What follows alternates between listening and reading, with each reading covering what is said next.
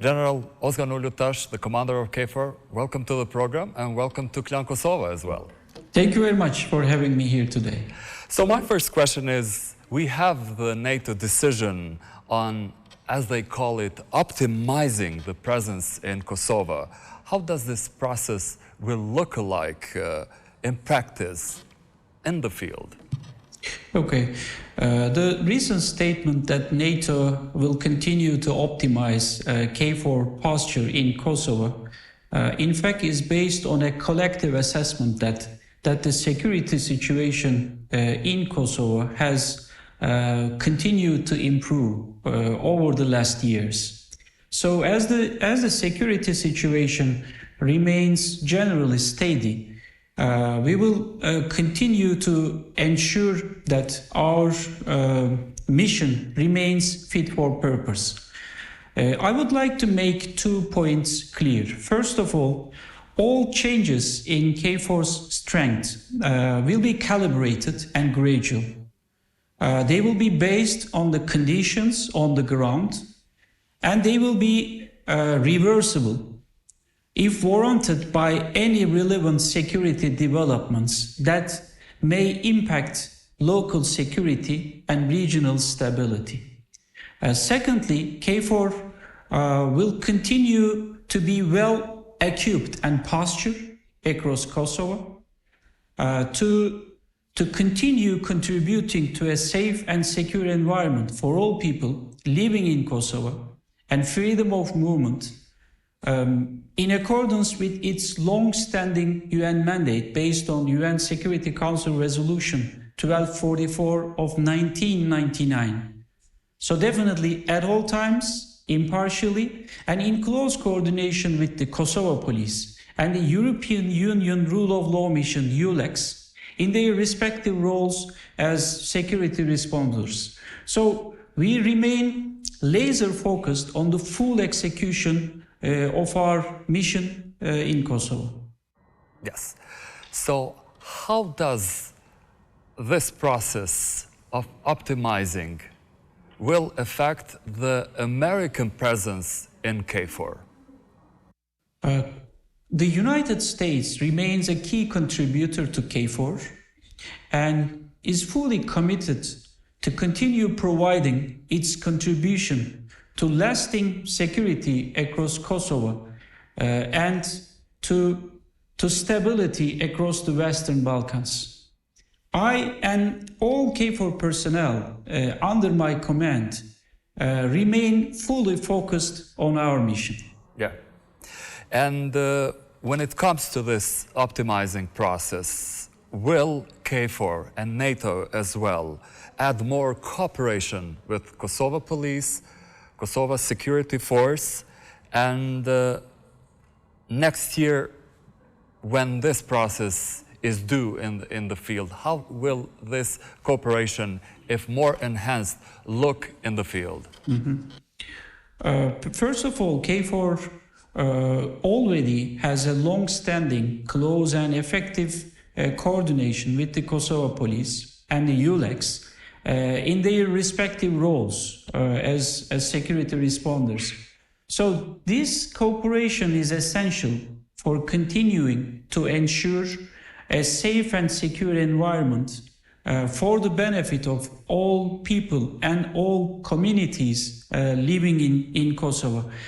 Regarding the Kosovo security forces, our support remains focused on the Kosovo Security Force original civil protection mandate. And it is carried out primarily by a distinctive and complementary NATO-led entity called NATO Advisory and Liaison Team, co-located with KFOR headquarters in Film City. This cooperation between KFOR and the security organizations in Kosovo will continue throughout. Just recently, together with EULEX, we held a joint training exercise called Golden Sabre 2026-1. This exercise provided us to test all crisis response management capabilities, skill sets, and procedures in a number of complex security scenarios, including those involving the safe handling and disposal of explosives and hazardous material. Yeah. We are talking about the future. How will KFOR presence look like in the border with Serbia after this process of optimizing will be concluded? First of all, KFOR continues to conduct regular patrols, including parallel and synchronized patrols with the Serbian armed forces on both sides along the administrative boundary line.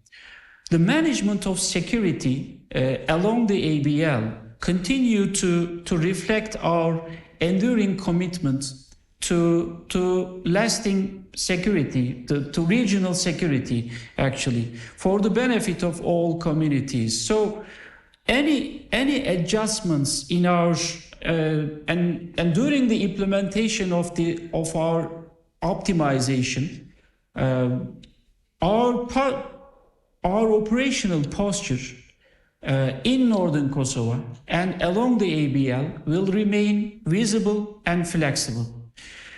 We will ensure that KFOR's monitoring capabilities are never compromised. We will maintain our regular patrols and communication channels with the Serbian armed forces. We will continue to engage all local communities. So we will remain well postured to ensure that local security and regional stability are safeguarded for the benefit of all. How do you consider the security situation right now in Kosovo? So generally speaking, situation is calm. But there are still several unresolved issues that may have an impact on security. My first term at the helm of KFOR followed by serious security incidents in northern Kosovo in 2023, including unjustified and unacceptable attacks against KFOR peacekeepers. So that led to a reinforcement of KFOR posture. We have not witnessed the repetition of violent incidents at that scale and intensity since then. So exactly because of this improved security, NATO now is planning to optimize KFOR posture. We are closely monitoring all relevant developments and remain fully ready to deal with anything that can impact security in Kosovo, local security in Kosovo, and then impact regional stability in full respect of our UN mandate. Yeah. Talking about right now, which are the biggest threats regarding security? As I have said earlier, in fact, there are still unresolved issues which may have an impact on security. Also, inflammatory rhetoric at times, and also the ongoing spread of disinformation continue to be among concerns causes of concern for the security environment. But I should say that KFOR will continue to do what it has been mandated to do, fully and impartially. The path towards security, towards lasting security, is political, not military. That's why we will continue to play our role within broad NATO's efforts to help moving the EU-facilitated dialogue between Belgrade and Pristina move forward. This is the framework to address all pending issues in respect to the full rights of all communities living in Kosovo. Almost 3 years after the attack in Banjska, September 24th, 2023, was that the biggest challenge for KFOR in your 27 years peacekeeping mandate? In fact, the events in Banjska in 2023 were a serious challenge that required a swift and decisive response. NATO stepped to the call, and then that led to the largest reinforcement of KFOR in over a decade. While KFOR has faced many challenges over its 27-year history, it has also proved its ability to always implement its UN-mandated mission fully and impartially, and its ability to adapt, if so required, by the relevant security developments. Our priority is to ensure that our posture on the ground remains always fit for purpose, and that is where my focus is, and where the focus of all personnel under my command will continue to be, day in, day out. Yeah. You mentioned before the cooperation that you have with the Serbian military. So are you asking them about accountability in the case of attack in Banjska and for a justice process for the people who conducted this terrorist attack? For example, many of them, starting from Radojic, they do live free in Serbia. First of all, let me say that KFOR maintains regular and transparent communications with the Serbian armed forces at all levels. I will be in Belgrade again soon, and I will meet with the Chief of General Staff of Serbian Armed Forces, General Mitrovica. And this will be my fifth meeting with him, just during this tenure. And really, I highly value the collaboration developed with General Mitrovica over the years. It has helped in so many ways by helping to consolidate transparency and mutual trust, and to safeguard regional stability. Secondly, as the NATO Secretary General and other NATO officials have made clear repeatedly, we expect Serbia's support to ensure accountability for unjustified attacks carried out in Kosovo in 2023. Yeah. So, according to a government plan, Kosovo is moving towards creating a gendarmerie force. What is KFOR stance on this development? It is up to institutions in Kosovo to comment in more detail on this issue. NATO continues to cooperate with Kosovo security organizations and to provide its own contribution for the lasting security in Kosovo for the benefit of all communities. Under UN Security Council Resolution 1244 of 1999, KFOR ensures a safe and secure environment for all people living in Kosovo and freedom of movement at all times and impartially, in close coordination with the Kosovo police and the ULEX in their respective roles as security responders. The NATO Advisory and Liaison Team has been supporting the Kosovo Security Forces development in accordance with their original civil protection mandate through capability building, education, and training coordination. So we expect the coordination between KFOR and security organizations in Kosovo to continue in this cooperative and constructive approach by coordinating with KFOR to contribute to security in Kosovo and regional stability, again, for the benefit of all communities living in Kosovo. Let's talk about a very important issue. Do you see Kosovo becoming a NATO member in the near future? And what are the main obstacles into this process? First of all, membership in NATO requires the consensus of all 32 allies. So any decisions regarding the evolution of relations between NATO and institutions in Kosovo rests with the North Atlantic Council, which is NATO's decision-making body. So I and all KFOR personnel under my command remain fully focused on our mission. Yeah. You have a presence 24/7 in the main bridge in Mitrovica.